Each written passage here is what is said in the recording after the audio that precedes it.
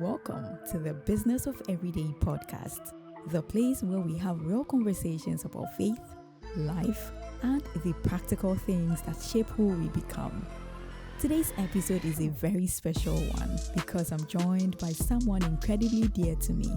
In this episode, we are talking about something that affects all of us, whether directly or indirectly, raising godly children. Through her journey, her sacrifices, and her deep walk with God, she shares powerful lessons on discipline, love, resilience, and what it truly means to build a family that honors God. If you've ever wondered how to raise children with strong values or how to trust God through the unexpected turns of life, this conversation is for you. Now let's get into it.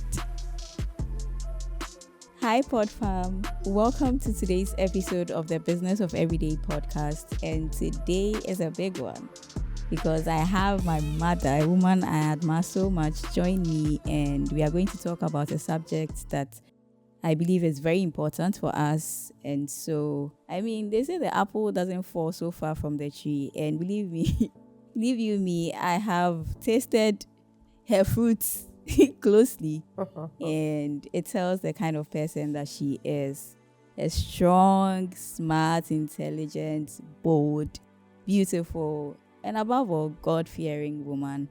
And I'm very much honored. You should see me. It's like I have goosebumps here introducing her.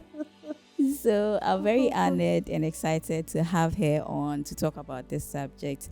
So my guest for today is Mrs. Vicentia Asase Fayose. Welcome, Mommy. Thank you, Priscilla. Thank you for having me. Yeah, so welcome. Thank you. Yeah.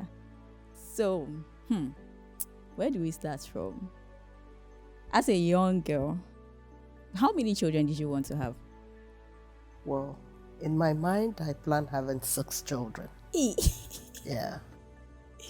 Wow. 6 children. And you had 3. I had 3, but now I have 4 by God's grace. Yes. I have 4. Yeah. So, like growing up, how did you envision your family to look like or to be like? Actually, planning a family was something naturally. I can say each and every one of us copied from our dad. Okay. Well, he's one person who hasn't been to school before, didn't have formal education, was a commercial farmer by profession, had 5 wives, had a lot of children. We are about 30, adopted more than 50. We're in the same house, one house, big house owned by him. And I never saw there was no experience like siblings fighting, family problems. I never had that, or we didn't see that.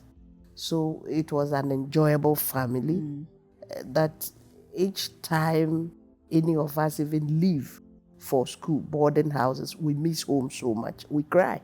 Wow. You see, we miss eating together, sleeping together, teasing, working together, having fun. And then his protection was so paramount over us. So I really wished I would have had 6, maybe 4 boys, 2 girls. Okay. Or 3 boys, 3 girls. And that was it. Nice. So, in terms of your training, your upbringing, were there certain things that you picked up from how your parents raised you that you're like, this thing, when I grow and I have my own children, this is something I'm going to, instill in them? And were there other things that you also saw, you're like, this one, I didn't like that experience, so I'm not moving it forward? I picked a lot, about 90% from my parents. Okay. One, and I think that has lived with me and not with me, all of us. Okay. That is discipline. Discipline was a hallmark. Discipline, we were told, is a passport to heaven. Discipline was an icon in everything you do. Even eating, there must be some discipline shown. The way you talk, even your walking.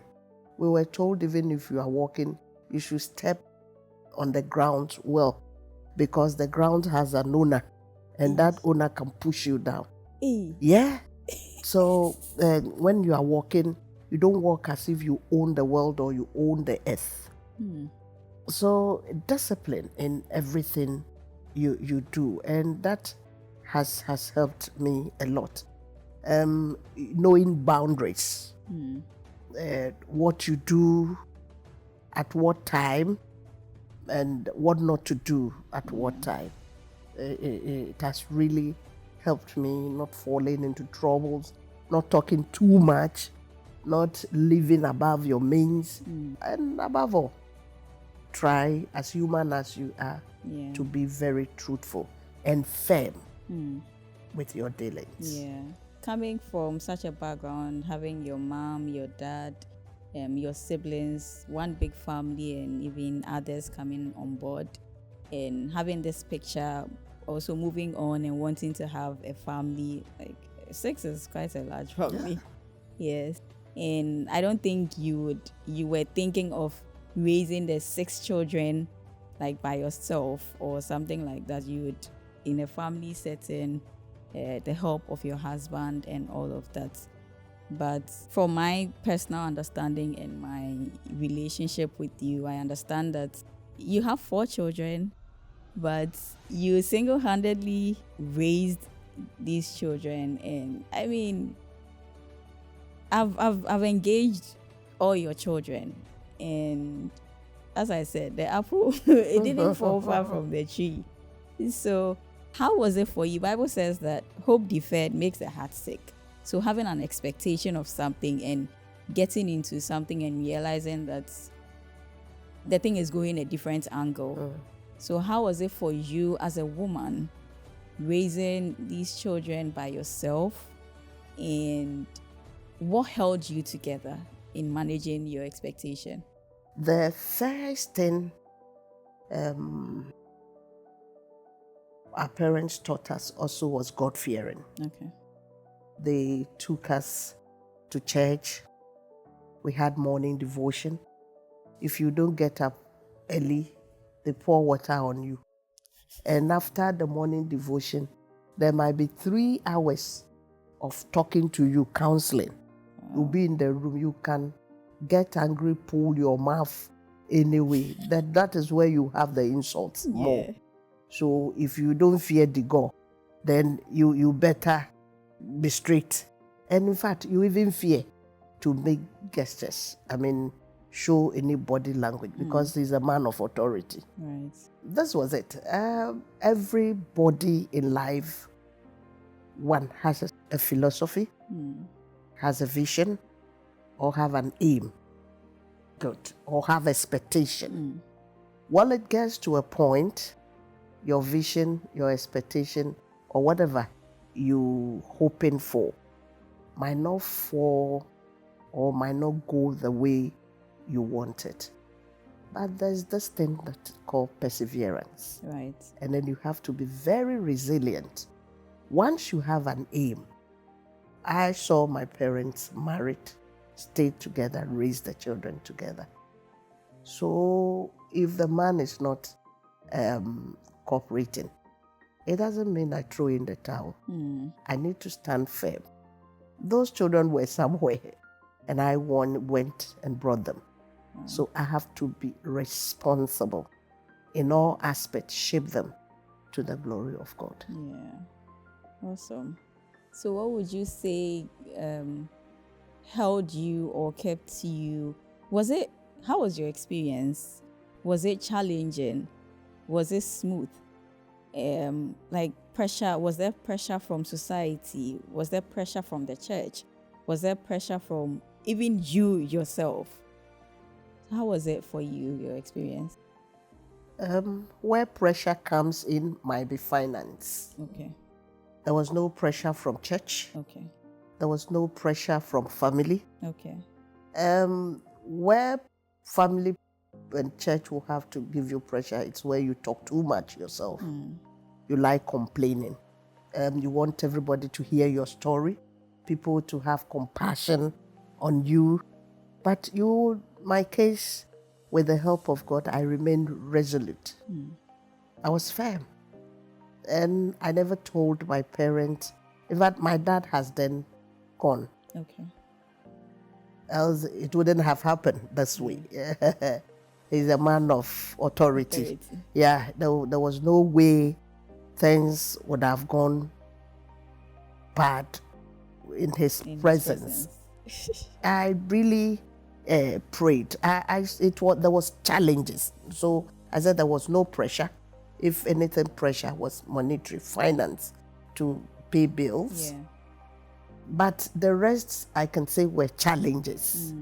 And once I realized it was a challenge, then as an educator or an educationist, where there's a problem, then there's a need for you to solve the problem. So I decided to devise means of solving problem.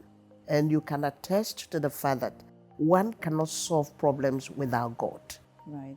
So it brought me actually closer, very, very, very closer to God.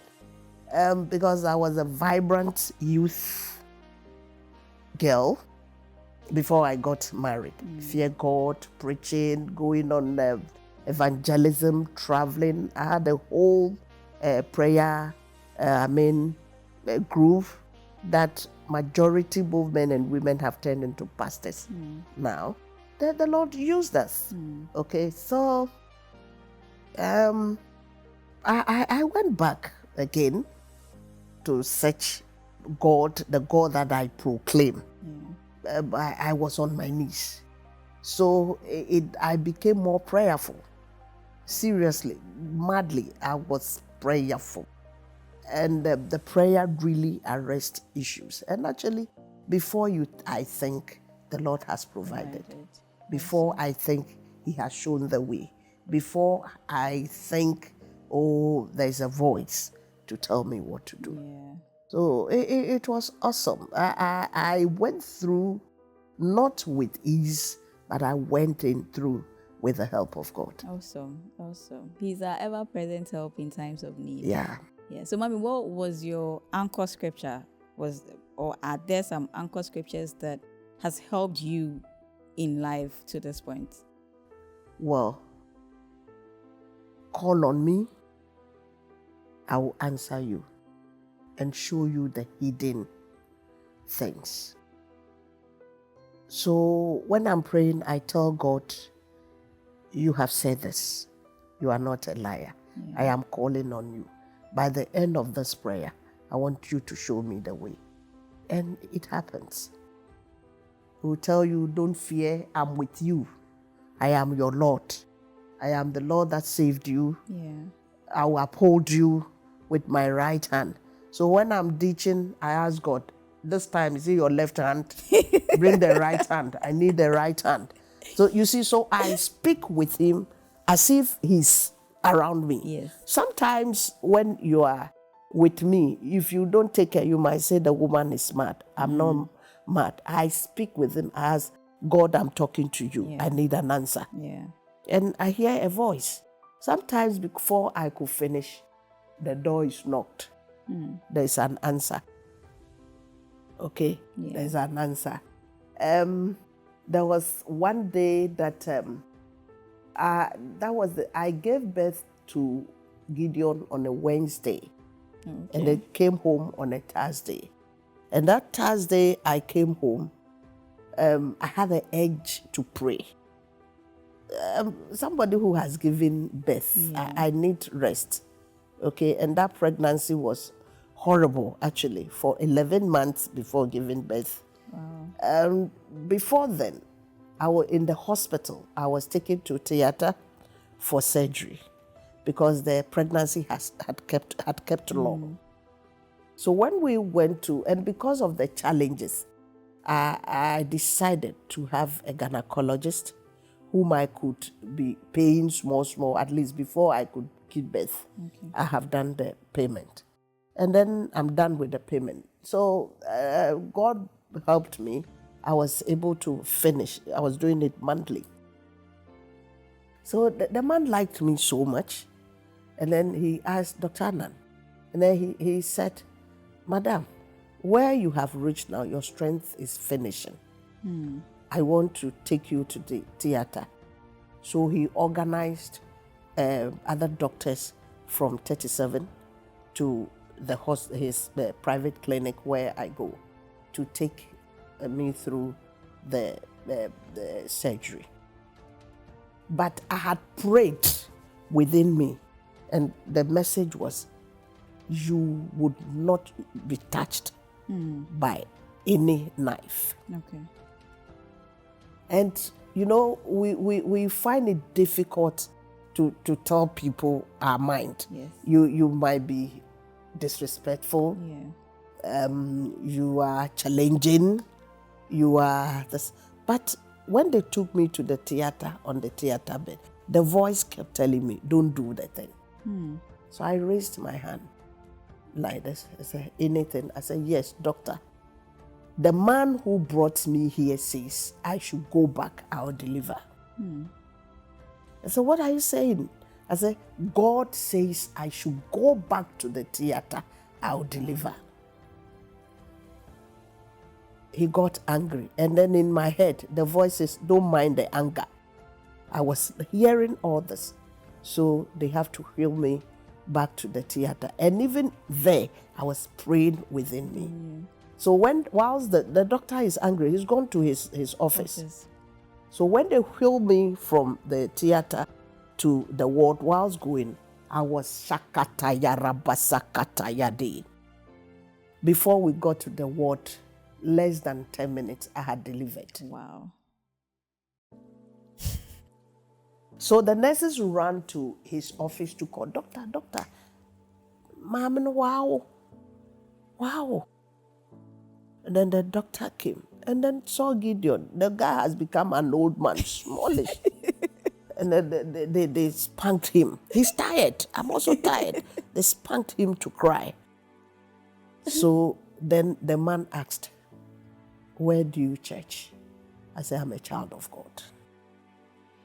I'm a child of, it's not about church. I'm a child of God. I have a covenant. And I remember vividly, I said, I have a covenant with God. So with that, then I was taken to the ward. And it became a mystery. The man was calling the doctors, hey, come and see. They had to come interview. But unfortunately, I had to sleep. So I slept off. So like I started, when I came back home, then I had to pray. I had the edge, praying, thanking God for what I have been through and whatever. Then in the night, on the Saturday night, dawn, around 2, then somebody woke me up like this. I said, get up, go to your main gate. There's a news coming to you. Go and receive the news. The gate was locked. So I have to go open the main gate. And I held the gate like this. Then a pickup came to park on the gate. And then they said, I had a cousin who lived with us, my uncle's son, Frank. He said, Frank has passed away.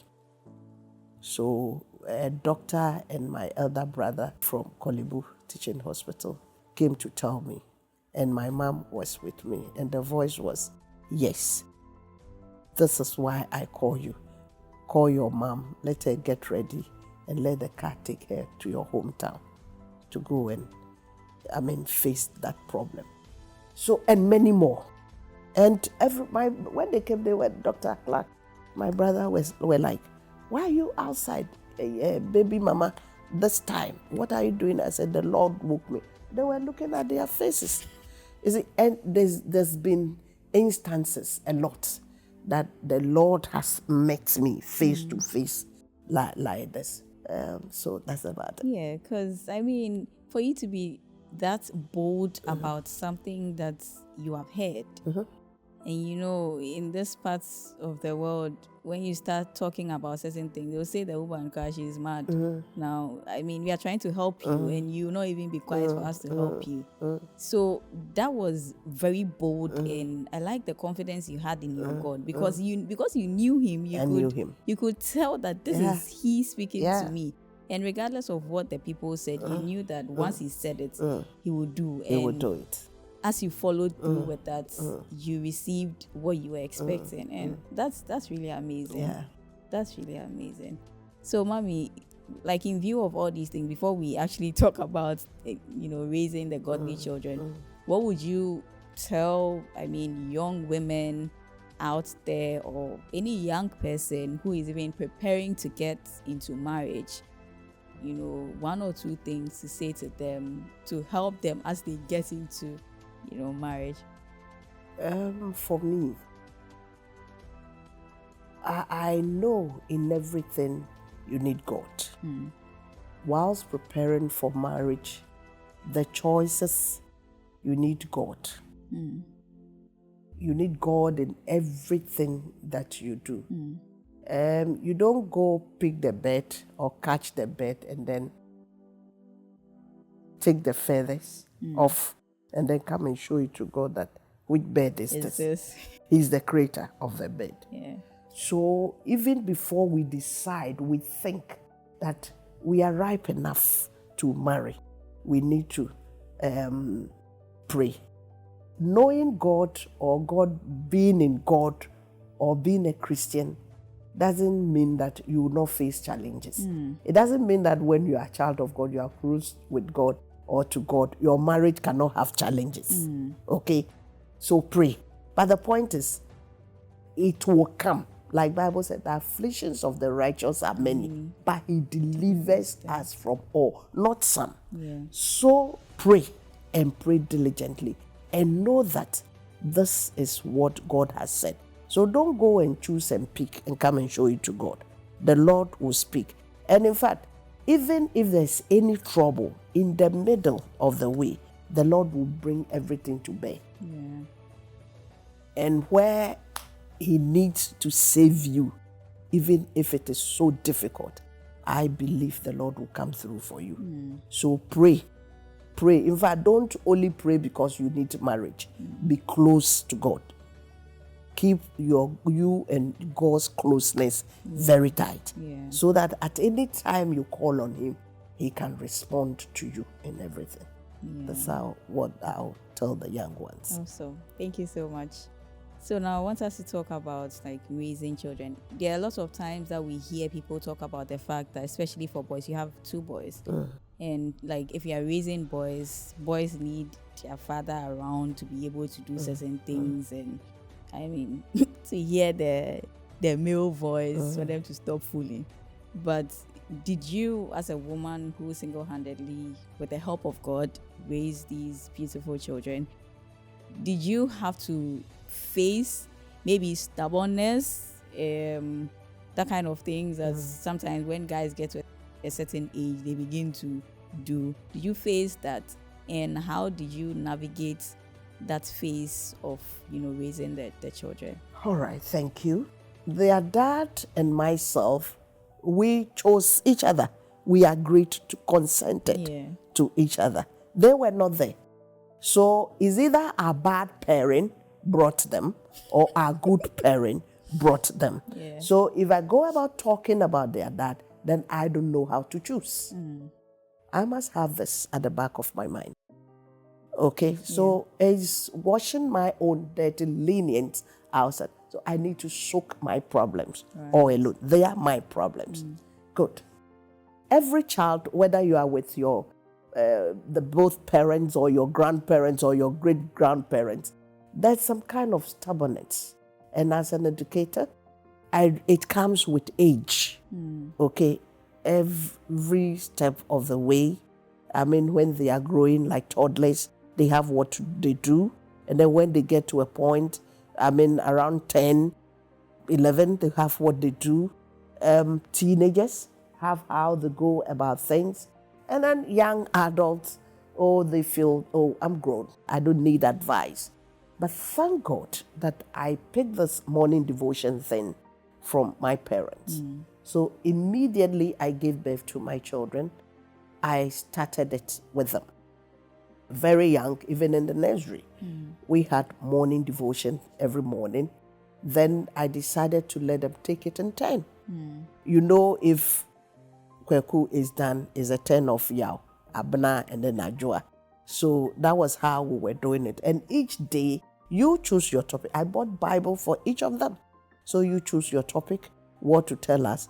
And then when they finish preaching, I summarize, and then we pray. Okay. We held hands and pray. So in fact, it became competition. Everybody trying to dive into the word more. Everybody trying to pray more. And also they saw that I had read my Bible cover to cover.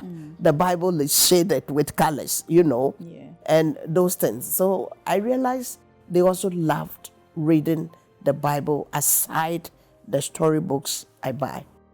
And I take them to church. In fact, even sometimes I have to go for community morning devotion in the holidays. I lock the door, lock them in, go to the community morning devotion, come, open, and then wake them up. We have to pray. That would be in the weekends. We have to pray. And we do it. So I beat them. Stop, they won't stop. Mommy is firm, stop. I beat them. I knocked them. And then they didn't have it easy. When you finish, then I tell you why I am beating you. I am not beating you because I'm your mother. I am not beating you because I'm older than you. I'm not beating you because I'm stronger than you. And I'm not beating you because I don't like you. I am beating you because what you did was wrong. It's out of order. So this is it. Correction. So I had cane. Actually, I wasn't using my hands. I had cane.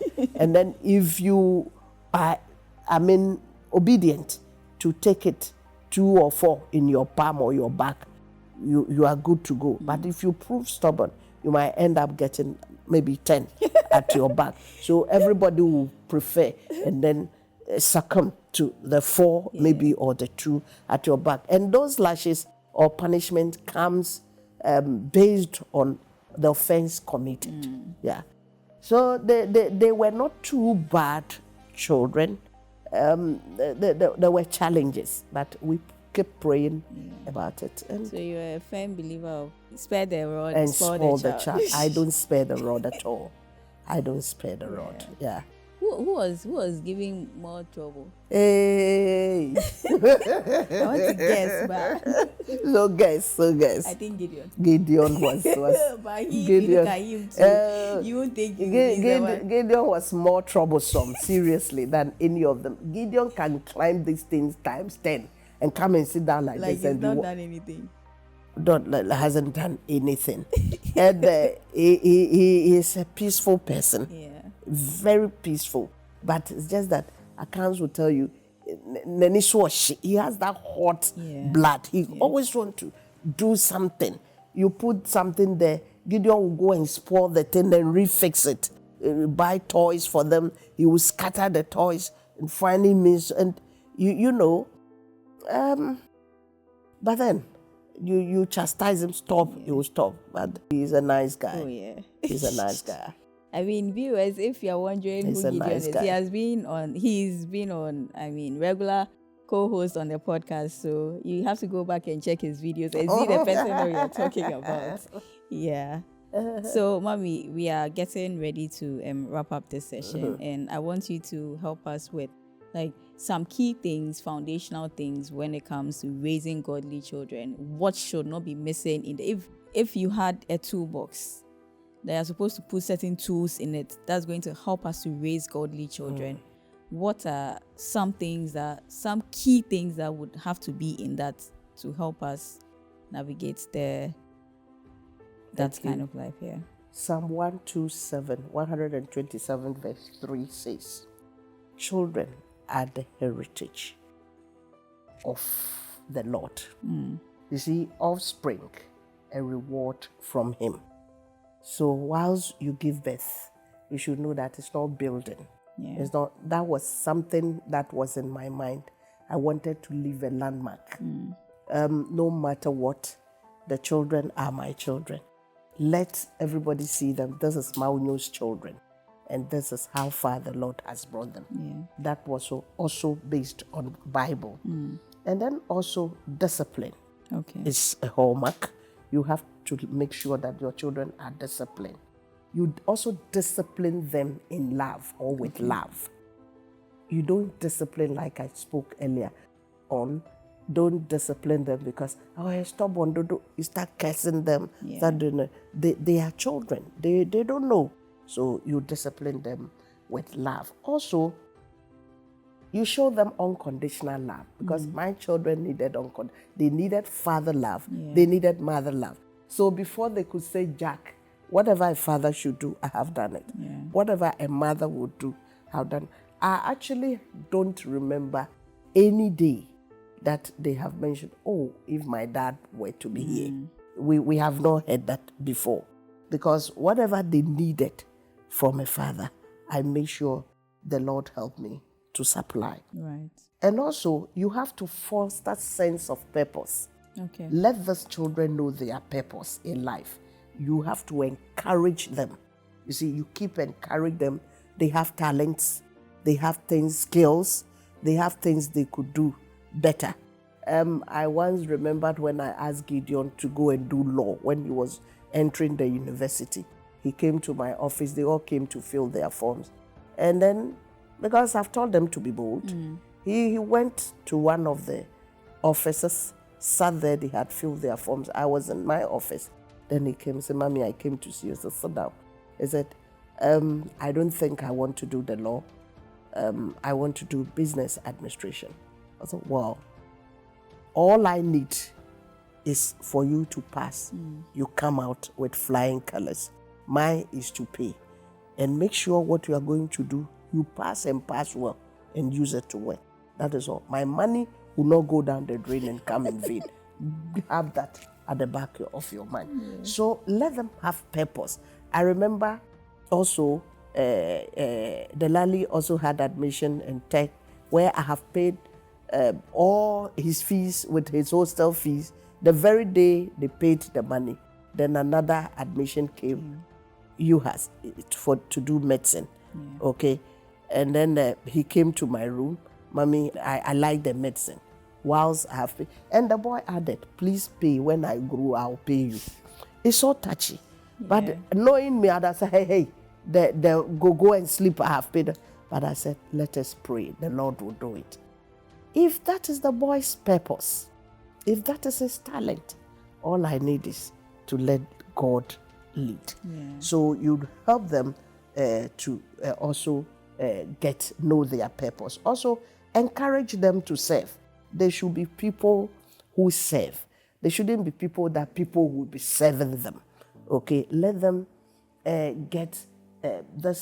be humble, be ready to serve, be ready to be there for people, be ready to help. Also, is something that you have to tell your child. Above all, they need to pray and have wisdom. Wisdom is very big.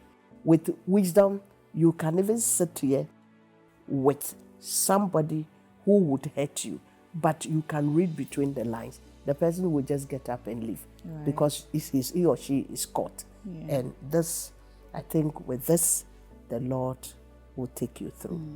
Awesome.